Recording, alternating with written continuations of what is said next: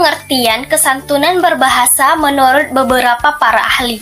Yang pertama itu ada Yuke. Yuke mengatakan kesantunan ini biasa disebut tata krama. Kesantunan dalam suatu interaksi dapat didefinisikan sebagai alat yang digunakan untuk menunjukkan kesadaran terhadap muka orang lain. Dalam pengertian ini, kesantunan dapat dilakukan dalam situasi, jarak, ataupun kedekatan sosial.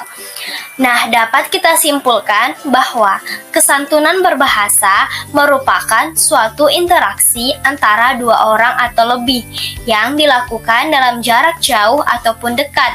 Nah, jarak jauh yang dimaksud di sini yaitu dilakukan dengan teleponan ataupun VC-an yang kita lakukan secara sadar.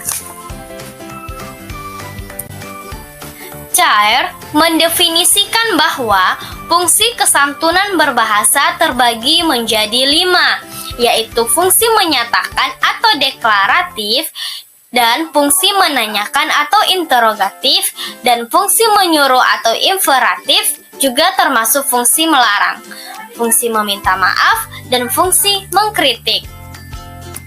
Di sini juga ada bentuk dan cara berbahasa santun. Etika berbahasa.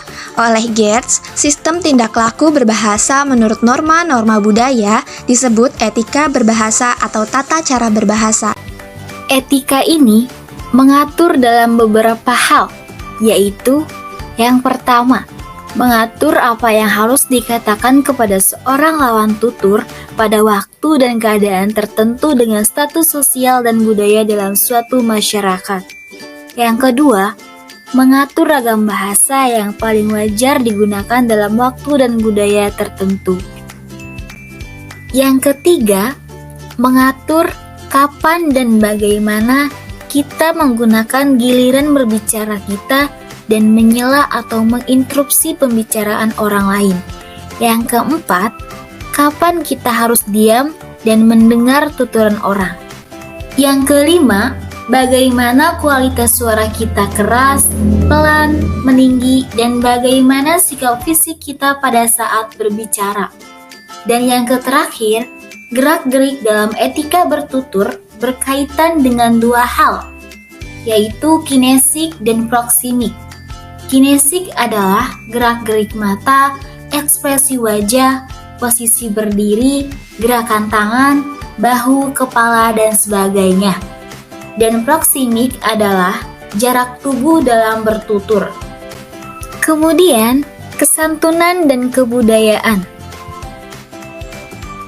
Nababan membagi definisi mengenai kebudayaan atas 4 golongan, yaitu kebudayaan sebagai pengatur atau pengikat masyarakat, kebudayaan sebagai hal-hal yang diperoleh manusia melalui belajar atau pendidikan, kebudayaan sebagai kebiasaan dari perilaku manusia, lalu yang terakhir, kebudayaan sebagai sistem komunikasi yang dipakai masyarakat untuk memperoleh kerjasama, kesatuan, dan kelangsungan hidup masyarakat manusia.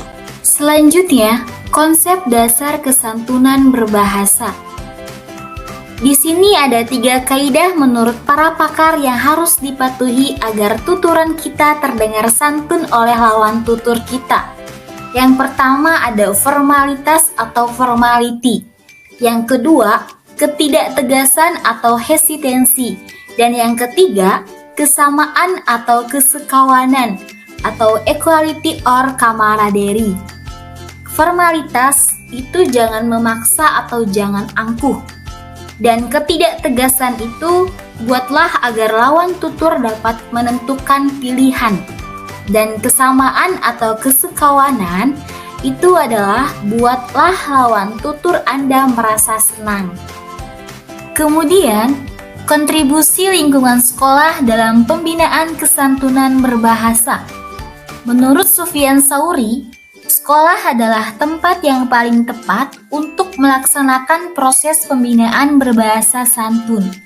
Guru adalah orang yang paling diperhatikan para pelajar di kelas dan di luar kelas.